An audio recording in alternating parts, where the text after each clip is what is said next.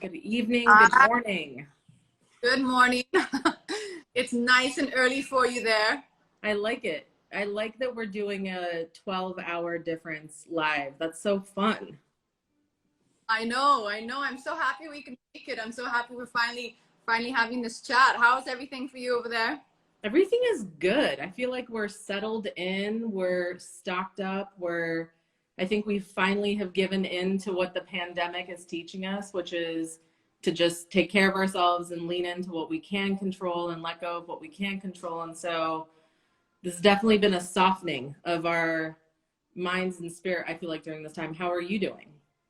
Fantastic. It's I think it's been exactly as you said, an incredible opportunity for us to pause and take stock of everything and everything that's going on around us, how we live our lives normally.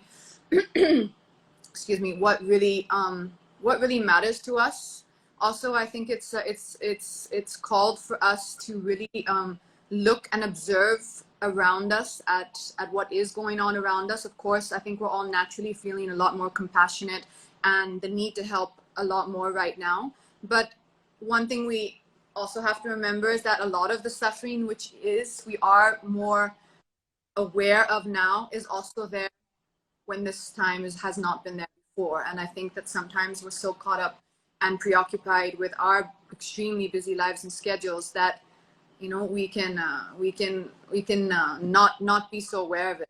And I think this is, for me, it's been a really, I think that's the biggest takeaway I take so far from this time is how much more we can really do, I think, in our position to help others and to create awareness to things and to projects and people that really matter. I 100% agree. And one of my favorite things, if someone could possibly say favorite, but one good thing that has come out of this pandemic is I met you through a really dear friend of mine, Anjula, who I know is also friends with you. And she's Priyanka's manager and works closely with Priyanka.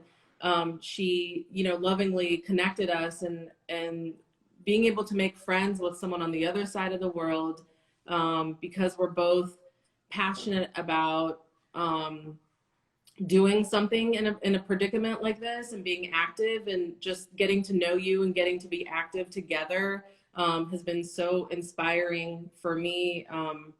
Just getting to know you in that way. And what I love about every conversation we've had is about how focused you are on supporting your local community and really focusing on what's going on for you. So I commend you for that, and inspires me watching you focus so much on your own community. It makes me think so much more about my community. So I appreciate you for everything that you're doing in India today. Thank you so much. But for everyone who might not be aware here at home in India, I just wanted to kind of talk a little bit about the incredible work that you've done with the Beauty United. And I think that, I mean, I've seen you kind of, work through this, and we've been talking throughout the whole, from the inception to the incredible campaign you launched. I can see the incredible amount of work that it takes. Like I know how many hours you're dedicating to it and how much of time is you're completely consumed by. But I think it's incredible. I think is it some $8 million US that Beauty United has raised so far. And what's beautiful about it is you've kind of got this community of beauty owners to come together and give their support in this incredible time of need. So I mean that's also been an incredible learning for me, as well as to what we can do as in the beauty industry. Sometimes you can feel, okay, what is I don't have a direct connection to what is going on here. I'm not a frontline worker. I'm not in the healthcare field, but there are still ways that we can contribute. There are still ways that it might be in a small way, but every counts. At a time like this, every little counts. Like the first thing for me stopped and did was see, what can I do for the K beauty community? What can we do to kind of keep everyone together? Let everyone know that we're here. We've not just abandoned you. And what can we do to help at this time? What information can we share that might be useful? What kind of support can we give at this time? And so one of the things that I love that you've been doing is hosting a weekly sort of education curriculum self-care with Kay. And I think taking care of ourselves is so important, whether that be food or diet or meditation. And so tell us a little bit about what you're doing on a weekly basis and what inspired you to start that. So I think it first came from something one step before. So from the inception of K Beauty, which is the beauty brand which I launched with my incredible partners Nika last year, it's always been about putting women first. It was something that we launched because we felt that there was a gap in the market which we wanted to fill, and I also wanted to have a voice about my experience with makeup and in the beauty industry as an actress over the last few years that I've been working now. It's been a fairly long time. Makeup is a very personal thing to me, and I felt that I just wanted a sense of freedom to come into the way that that we were conversing about makeup and and beauty in general, and that was something which was really passionate to me. So right from our campaign, which was all about, it's okay to be you, however you are. We're all beautiful. We're not mistakes. God didn't make a mistake with any one of us, and we have to celebrate who we are. And that's kind of what has been at the heart of our company since the beginning. And I just wanted to know and to see how we can maintain that through this time. If it's all about us as a community and the K Beauty family, how can we be of support during this time to everyone? And how can we share information, share inspiring tips, share something educational, maybe just share something which will just take your mind off the stresses for a few hours in the day. And what I found was really helpful during this time for me was small things, small recommendations. It could be a book, it could be a meditation practice, it could be something I saw on someone's Instagram handle about a certain ginger recipe which you put in hot water, which is an immunity booster, which made me feel good about, okay, I'm doing something for my immunity. So I kind of thought it would be a nice idea to start a weekly property called Self-Care. And what we do is we invite speakers and holistic wellness professionals from all around the world, and from the incredible talent that we have here at home in India, to speak and share with us their insight on different topics. So one week we could do something about mental health. One week we could be doing something about immunity boosting diet tips. One week we could be doing something about DIY home skincare. One week we could be doing a fun makeover. So we try and balance it between maybe something which is a more serious topic as well as some light fun topics as well. I agree. I think everyone needs a blend of education, but also some fun, because the news is very serious and the energy is quite serious. So I think it's such an amazing thing. How is the K team doing? Like, how is your team doing? And how is everything going on with how you're thinking about things for the brand over the next few months? Right from my incredible partners to all the incredible women who work together for K Beauty, they are such an inspiration to me, and that's actually why I partnered up with one lady. Her name is Falguni Nair. She's the creator of Nika. She's been such a game changer for women and the voice of beauty in India. She really has been. And the first thing when I got the lockdown hit, which meant that our warehouses were shut, our sales were shut, her entire online distribution website was shut. That meant absolutely zero income. The first thing that was at the top of everyone's mind was retaining all the employees and protecting everyone during this time, and keeping her family, her team together and protected. And everyone, the way that they've been from home on Zoom calls, so excited and trying their best to contribute at this time to hold everything together. We are a new company. We've only been like a year, so we're in a very nascent kind of place, and we just kind of started out. And of course, we have to protect it, and it's a new baby. We have to protect it, and everyone has come together so beautifully with so many ideas. And I think it's been a really, really wonderful time, and I think it's only going to make our K Beauty community stronger, and the entire family stronger, that when we all come out the other end of this, with our heads above water, and we see how we all kind of stay together. I think this situation for sure, if possible, sometimes makes us all stronger. And I know you have been passionate about staying active during COVID-19. Can you, I know that there's sort of talk us through some of the things that you've been involved with and some of the things that you've been doing. I've read a lot, but I'd love to hear it from you, sort of where your passion lies in staying active on the COVID-19 front for you. So for me, it's really been a balance of kind of 3 or 4 buckets, which I would describe it as. The first thing was, of course, making sure that that everyone at K Beauty and the K Beauty community we were looking after each other. And so that involves a certain amount of work in the day. I would say that each day, a few hours go into those calls, the group, our entire staff calls, to see how we can take it forward and to see what more we can do. Then there's, of course, a certain time I dedicate to reading my scripts, to reading film scripts, which are still coming, different material, which people are interested in putting into development on some of the OTT platforms. So there's that kind of time I allocate to the day. And then we kind of every day or every alternate day, we go through the different requests we have had to maybe gain awareness for a particular topic right now that someone wants to highlight. So it could be domestic violence. Recently, Zoya Akhtar, who's one of our leading film directors here and a dear friend of mine, she kind of brought me in to gain awareness on her campaign for domestic violence and violence against women during this time.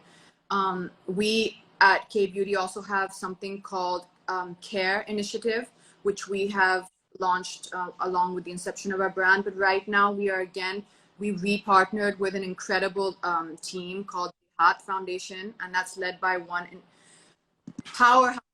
Her name is Vrundan, and she's tirelessly working right now during this time. And let me tell you, when I speak to her, it's tireless work. It's literally going from place to place to get permissions to deliver the necessities, the basic sanitation necessities, the basic food supplies as a kind of care package to a district outside of Mumbai, for those who don't know too much about the locality, where the daily wage earners are not being able to support their families and are not being able to just have the basics that you require, whether it's food, sanitization supplies, sanitary supplies. So they are actually going house to house and delivering these care packets of ration, of food ration, of sanitary supplies, of cleaning supplies, and going house to house. And when we spoke, she told me like they had only covered a certain amount so far, and I was like, oh, why is that seeming to go a little slow? And she was like, because cars don't reach to the houses. You have to walk to get out of there. It's that rural. So the work that they're doing has been really inspiring. And I think we're just incredibly fortunate that we are able to just partner and be part of the blessings, I think, that they are sharing with people.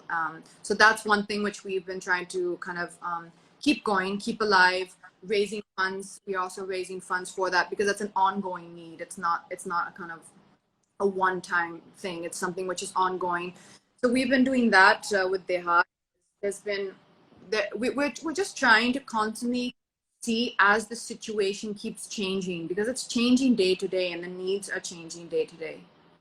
And so one of the things that I read was that that they're also giving fabric to women so that they can cut it into masks and sell them. And so I think one of the things that I really admire about you is that we both share passion for your self-made woman. You know, women, it's important for women to be able to support themselves financially. You know, there's so many complicated situations in our lives that we are faced with as women.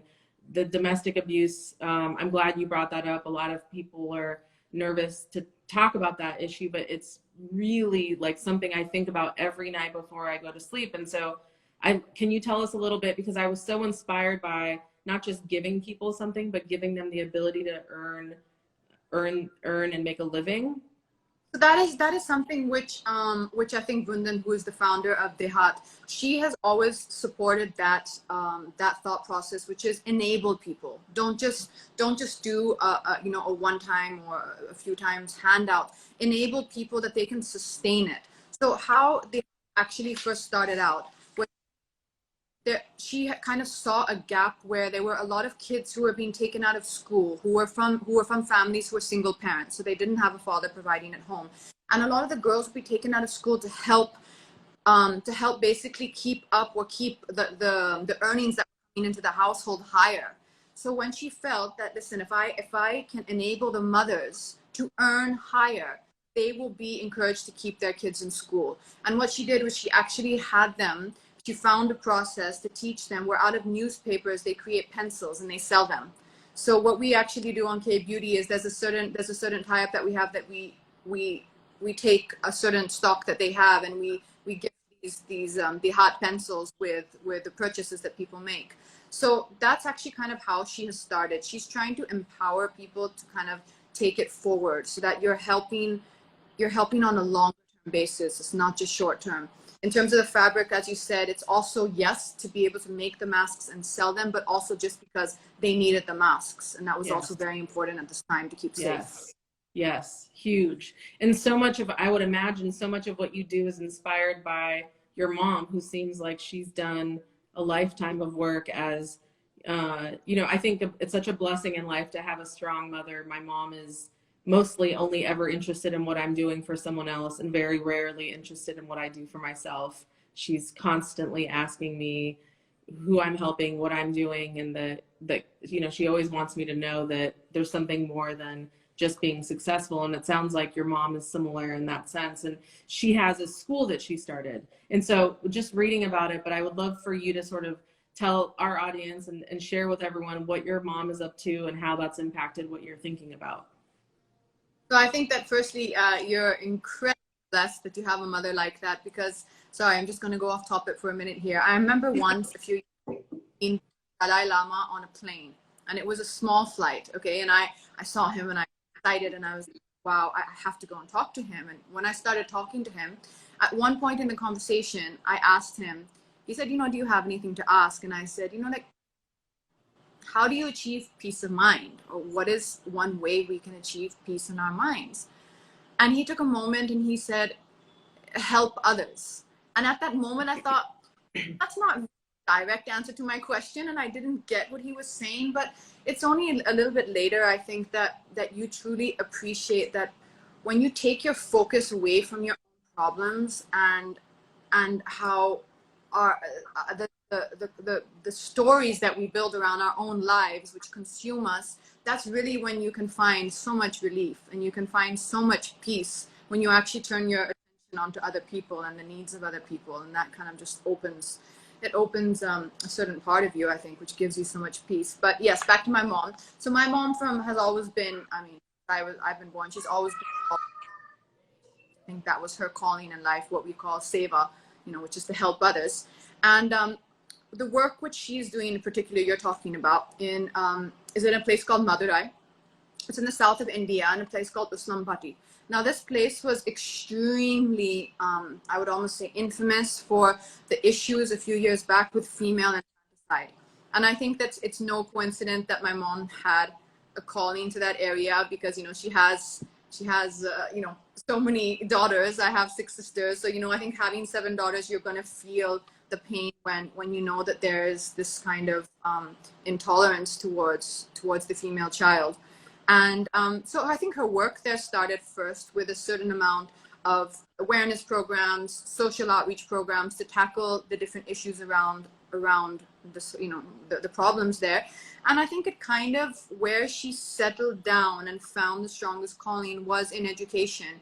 I think it was Nelson Mandela that said that education is the most powerful weapon that we have in the world.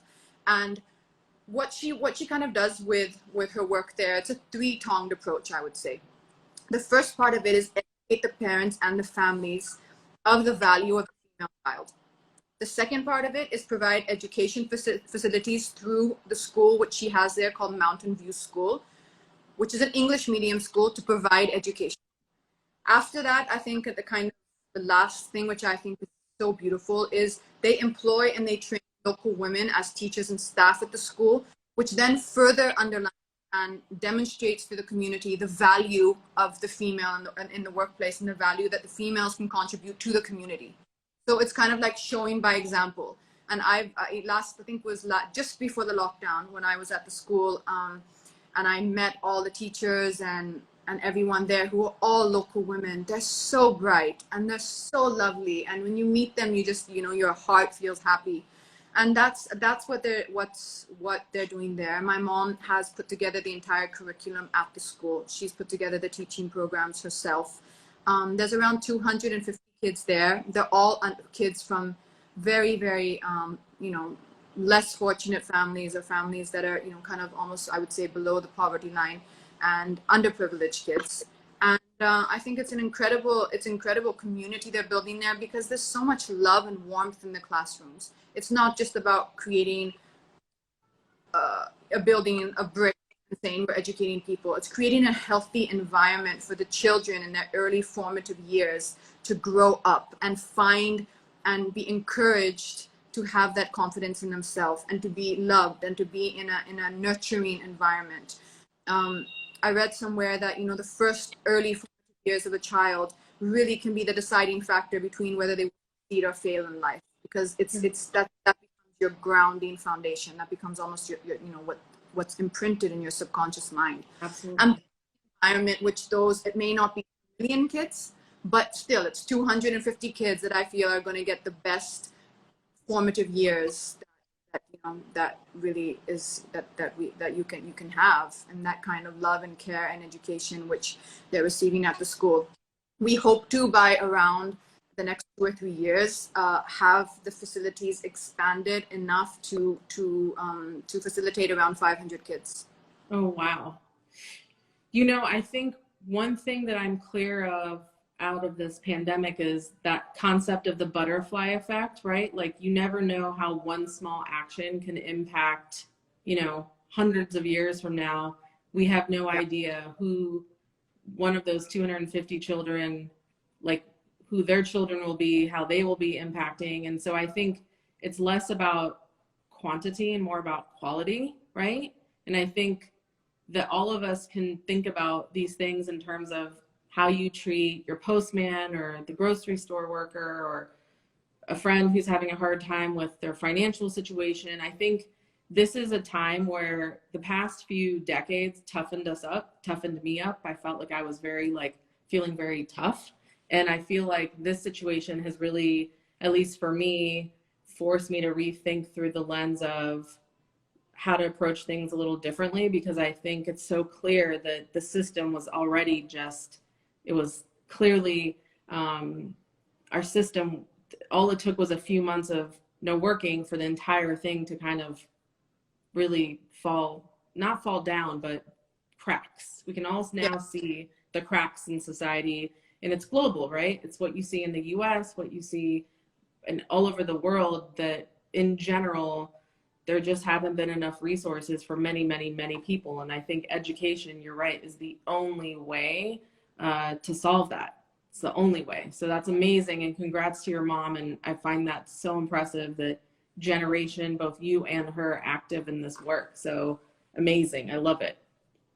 Yeah, I think I have to give at least 99% of that credit to my mom, because she set the example, and it can be really easy to get so caught up in thickness of our lives and what life does throw at us and does present to us, that you can kind of forget this whole other side out there like this. And because I think my mom has constantly set that as an example, I definitely didn't appreciate it when I was younger. Like, you kind of just wanted mommy all to yourself. But now I can understand, the value that she's brought to other people's lives, which I think is incredible. Amazing. Well, one of the things I loved waking up to this morning was the thousands and thousands of DMs from all of your fans. You have amazing fans. They love you. They adore you. They are so engaged in everything you're doing. And so I'm just going to rattle off a couple questions. Do you prefer self-guided meditation, or do you like it through like a book or an app? Like, what's your preferred sort of meditation, I guess, way? What's your favorite practice? Oh, there's a few things that I try and practice and that I do. I don't stick with one particular thing. There are a few types of meditation I do. One is a little bit more breath based, and it's actually, you can follow it on Soma breath. It's a website and it will teach you about it. I find that especially during this time, has been very centering to me. There are a few other meditation practices which I kind of switch between depending on trying to listen to what I'm feeling on that particular day. But you know what has been extremely helpful to me is it's just the baby steps. You know, like I think sometimes we want to jump in at the deep end of the pool, and for a lot of people during this time, I've been trying to suggest there are some amazing apps which can help you out on a kind of very beginner level. There's an app called Calm, and there's an app called the Breathing Room, and both of these apps, you know, offer really short. I mean, I have nothing to do with the apps. I'm not promoting them. It's just that I found them to be extremely helpful, and I think that, you know, anything that's useful during this time, I'm really passionate about trying to share with other people, because I know that sometimes the smallest thing can make a big change. So they offer like different types of, so if someone cannot sit for half an hour, only 10 minutes, you have a 10-minute meditation, which can just really help you. The other thing which has really been nice right now is I've kind of revisited two books, which are, for me, they were life-changing books. One is a book called Who Says You Can't, You Do. And I think the writer's name is Daniel Chadayak. I'm sorry, I'm not sure if I'm pronouncing that right, but the name is Who Says You Can't, You Do. And it's something which I think really helps you become aware of where you're focusing your attention in your life, and how when you change what you're focused on, things can change for you. The other one is a book called Radical Acceptance, which is by a writer called Tara Brach. And these two books, when I'm getting the time in the day, just sitting peacefully and reading, it's like, it's almost as if someone just, you know, done this to your head. Like you feel, it gives you such a sense of calmness, centeredness. So, you know, I would really love to share these titles with, as you said, anyone who's asked. The other thing that's really been helpful, which is something new which I've started doing, is on this Calm app, they have a section called music. Now, when we're used to noise around us all the time, we're used to working and being around people in 12, 14-hour days, or, you know, everyone's used to getting out there, getting on train, getting on the bus, wherever they work, all over the world. There's a lot of noise we're used to being around, and a lot of activity, and all of a sudden to be in this kind of silence and to be in this kind of, you know, sheltered environment, it can be very unsettling for your mind, and that's where you can find yourself feeling unsettled. And what I found is when you listen to some of the tracks which they have on this music under Calm, it really just settles your mind.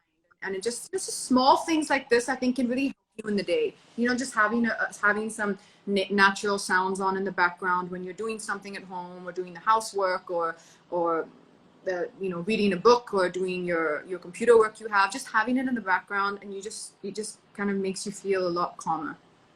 I sleep to one of these soundtracks. I just have it on loop because it just helps with I'm not someone who really, I'm a good sleeper generally. Like I'm generally able to, like, you know, thank God, always just like go to bed and wake up feeling generally pretty rested. But this COVID-19 is somewhat exhausting. I think it's, your mind is constantly trying to digest and learn, and the information keeps changing. And so I am totally going to download Calm. I've been seeing the billboards for it everywhere, or I guess not everywhere because I haven't been driving very much lately, but when I was driving, I was seeing it out everywhere. But I'm definitely going to download that app, because I think that would be a good thing to just listen to here, you know, check in a few minutes throughout the day, to just check in and have like a 5 to 10 minute calm moment. I agree with you. I love it. You're so wise. You're so wise. And a lot of the stuff I feel that we know, but then we find it difficult to practice. And that's what I keep trying to do with myself, is not be too hard on myself when I realize that I'm not following the practices which I know and I want to do. And I've gone back into a pattern of fearful thinking, or negative thinking, or you know, pattern of feeling anxious.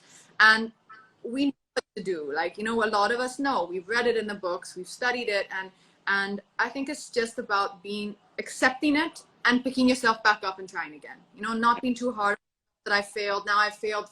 Let me just stay down here. You know, I failed. It's not, it's too late. You know, now I can't get back there. Like I try to consciously do that, realize and accept I've come off, you know, the kind of center where I want to be, and just try to guide myself back on there and focus on the things that we do want, focus on the things that mean a lot to us, to keep us happy, focus on our loved ones, focus on the love that we do have, and the people we do have in our lives, and what is the good that's around us.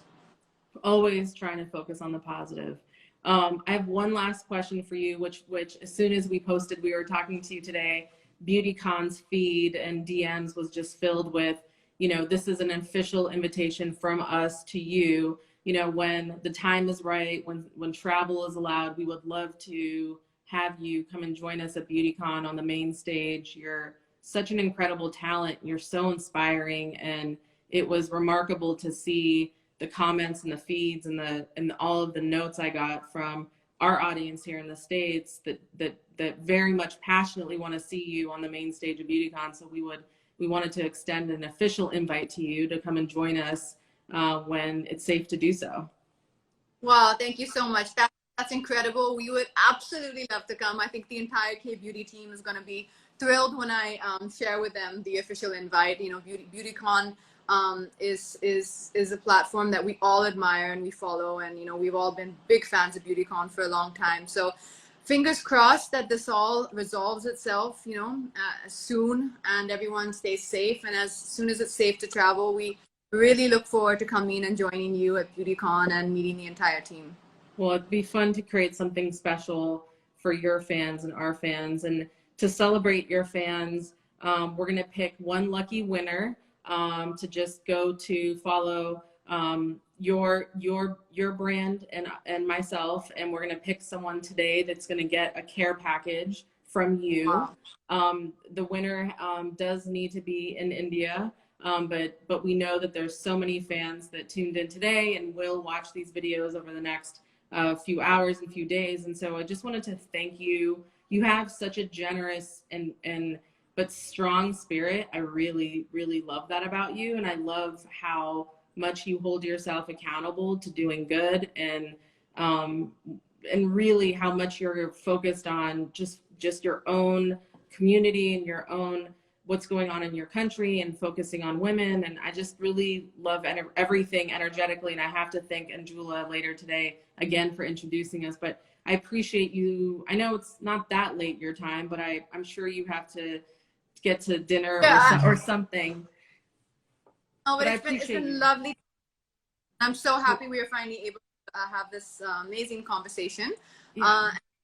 Just thank you also once again to, as you said, all the incredible supporters and all the my incredible audience who's tuned in late at night here in India to watch this, and everyone who supports us and supports what we do all around the world. And thank you to everyone, and lots of love to everyone. From us to you, we love you. Please, everyone, be safe, and we will get through this, and we will all talk to you soon. Bye, Katrina. I'll talk to you soon. Bye, love.